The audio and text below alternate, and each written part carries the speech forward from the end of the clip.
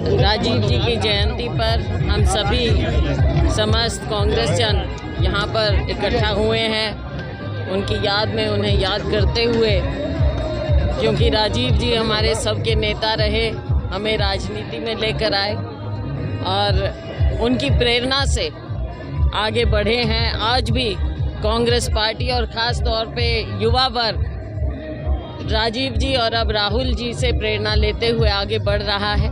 नए भारत का निर्माण करना है, अच्छी सोच लाना है, देश की एकता के लिए राजीव जी ने भी अपने प्राणों की कुर्बानी दी, इंदिरा जी ने दी, और उनके जन्म दिवस पर हम लोगों को जोड़ें और अपने हरियाणा में भी करनाल से, क्योंकि ये मुख्यमंत्री का और पूर्व मुख्यमंत्री का शहर माना जाता है, लेकिन शहर कैसे माने, इलेक्ट ज़रूर हुए यहाँ से पर शहर को दिया कुछ नहीं। लेकिन हम लोगों को जागरूक करते हुए राजीव जी के दिखाए रास्ते पर चलते हुए लोगों के बीच में जा वैसा आज काफी जोश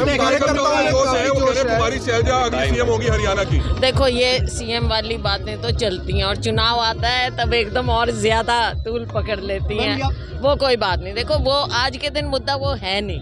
मुद्दा ये है कि हम हरियाणा में प्रचंड बहुमत से सरकार बनाए, और ख़ास तौर से जहां आज हम खड़े हैं करनाल में हमने इस बार नतीजे विपरीत दिखाए। कांग्रेस बनने के बाद आप विधानसभा चुनाव लड़ेंगे, क्योंकि आपने पहले भी कहा था विधानसभा चुनाव लड़ने के इच्छुक हैं। देखो, बात ये है, ये मैंने पहले भी कहा, मेरी इच्छा एक तरफ और हाईकमांड की इच्छा, जो उनकी इच्छा होगी वो हम मानेंगे।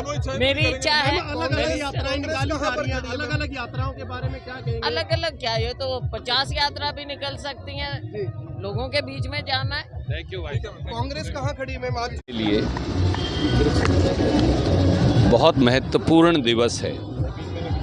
इस देश में जमीनी प्रजातंत्र के त्रेता 73वें और 74वें संविधान संशोधन से इस देश में गरीब, साधारण व्यक्ति, पिछड़ों, महिलाओं, युवाओं को पंचायती राज और नगर पालिकाओं की संस्थाओं में अधिकार दिलवाने वाले, इस देश में कंप्यूटर युग की शुरुआत करने वाले, इस देश में इंफॉर्मेशन टेक्नोलॉजी की क्रांति लाने वाले, इस देश में युवाओं को 18 साल की उम्र में सरकार चुनने का अधिकार दिलवाने वाले, इस देश में एक आधुनिक युग की शुरुआत करने वाले माननीय स्वर्गीय शहीद राजीव गांधी जी, जब उनका हम स्मरण करते हैं तो यकायक इस देश की युवा शक्ति का स्मरण करते हैं, इस देश के किसान और जवान का स्मरण करते हैं, इस देश की महिलाओं और युवाओं का स्मरण करते हैं।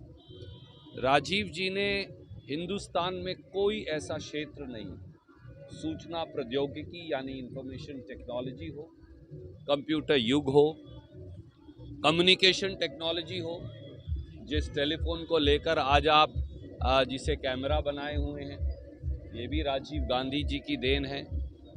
पूरा ये मीडिया का सारा तंत्र हो, जिसमें राजनीतिक लोगों की जवाबदेही आम जनमानस तक सुनिश्चित करने का, इस देश के अंदर आधुनिकता के, मॉडर्नाइजेशन के एक नए युग की शुरुआत हो, इस देश में पीढ़ी बदलाव हो, नेतृत्व बदलाव हो, इन सब के त्रेता थे राजीव गांधी जी। हमें फ़क्र है कि राजीव गांधी जी हमारे नेता तो थे, पर राजीव गांधी जी इस देश के असली शहीद और बेटे थे, जिन्होंने ऐसा व्यापक तंत्र का बदलाव किया जिसका फ़ायदा आज तक उनके जाने के दशकों बाद तक देश को मिल रहा है।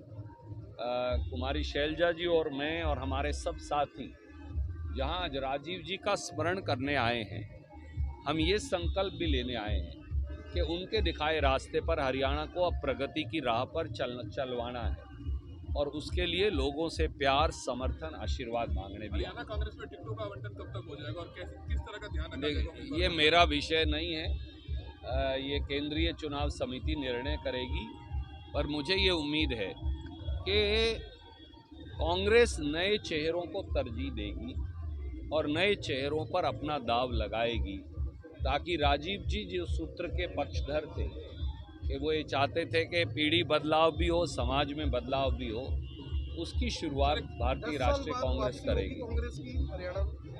देखिए, मुझे पूर्ण विश्वास है हरियाणा की जनता पर, और जनता के अंदर भगवान बसता है।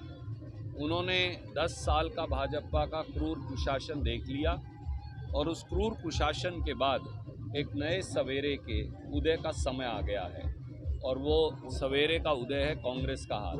इसके कार्यकर्ता की लीडरशिप में चुनाव लड़ा जाएगा। रणदीप जी, कुछ जिलों में आज पोस्टर्स लगाए गए हैं जिसमें नॉन स्टॉप हरियाणा लिखकर और पूर्व मुख्यमंत्री मनोहर लाल खट्टर और नायब सैनी की तस्वीर को बिगाड़ कर लिखा गया कि 10 साल में 14,000 बलात्कार हुआ है। आपको लगता है कि इस तरह की राजनीति, इस तरह की जिसकी तरफ शरारत की गई है, ऐसा नहीं होना चाहिए? देखिए, विकृत मानसिकता गलत है। पोस्टरबाजी आप अपनी करिए ना, सकारात्मक पोस्टरबाजी करिए, खुद की फोटो लगाइए, लोगों का प्यार मांगिए। ये सच है, हरियाणा के लोगों को पोस्टर पढ़ने की ज़रूरत नहीं है।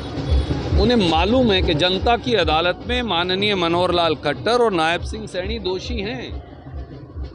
जनता की उस अदालत ने बहुत पहले अपना फैसला सुना दिया है। अब तो वोट की चोट से फाइनल फैसला सुनाएंगे। पर किसी को गाली देना, किसी पर पत्थर मारना, किसी को अपमानित करने का प्रयास करना, वो चाहे हमारा घोर विरोधी हो, कांग्रेस इसकी पक्षधर नहीं है। मुख्यमंत्री सर कौन होगा अगर कांग्रेस चुनाव जीतती है तो? देखिए, इसका फैसला आप हर बार ये मुझसे सवाल पूछते हैं, आदरणीय मित्र, मैं हर बार देता हूँ। राहुल गांधी जी, खड़गे साहब कह चुके हैं कि कांग्रेस का विधायक दल और कांग्रेस का नेतृत्व ही कांग्रेस का मुख्यमंत्री चुनता है। चुनावों से पहले सभी कांग्रेसी नेता क्या एक मंच पर रैलियां करेंगे जिसमें रणदीप सिंह सुरजेवाला, भूपेंद्र सिंह हुड्डा नजर आएंगे? कांग्रेस अलग है ही नहीं, जूतों में दाल बीजेपी में बट रही है।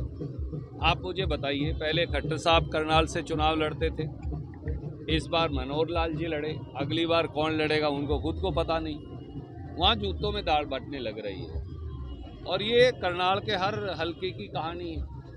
उनकी पार्टी के अंदर आंतरिक विद्रोह हुआ, तो इसलिए हम तो इकट्ठे हैं और रहेंगे। सर, किरण चौधरी बीजेपी में गई राज्यसभा, आज उनका जो इस्तीफा मंजूर कर लिया गया, इस्तीफा दे दिया, क्या लग रहा है आपको? पहले भी यही बात कही जाती थी कि जो एसआर के ग्रुप है वो बीजेपी से लड़ाई लड़ने के लिए वो बीजेपी में चली गई। कांग्रेस विधायक दल के नेता, कांग्रेस पार्टी के अध्यक्ष वो निर्णय करेंगे कि हमारा उम्मीदवार कौन होगा।